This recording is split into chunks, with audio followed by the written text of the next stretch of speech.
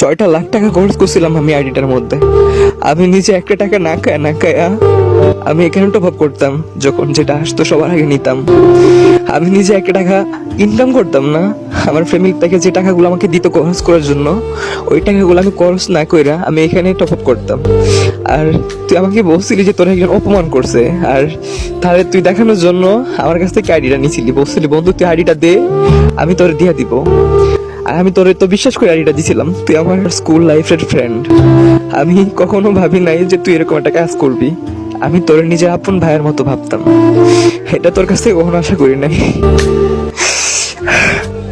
যাই করছস ভালো করছস, তুই মানুষের বিশ্বাস ভাঙছস বন্ধু। 6 লাখ টাকা অনেক কিছু না, বাট এটা আমার একটা শখের আইডি ছিল। হ্যাঁ, আর এরকমটা তুই আমার সাথে না করলেও পারতি। আমি জানি না কেন এরকমটা করলি আমার সাথে।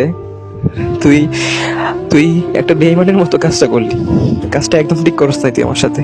যে আইডি আমার শখের আইডি ছিল, যে আইডি তুই মাইরা দিলি, আমার আইডি যখন আমার কাছে নাই, তাহলে আমি আর গেমে এসে কি করব? আমি আর কখনো গেমে আসবো না। আমার আর কিছু বলার নাই, এরকম একটা বড় আইডি নিয়ে আমার দাঁড়ায় থাকতে হয়। আর তোরে আমি বন্ধু বইলা অস্বীকার করি, এরকম মানুষ কখনো কারো বন্ধু হইতে পারে না। তোর মতো বন্ধুরে আমি অস্বীকার করি।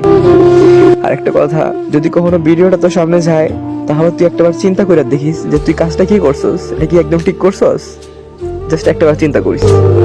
ভালো থাকিস, তোর জন্য সবসময় দোয়া করি।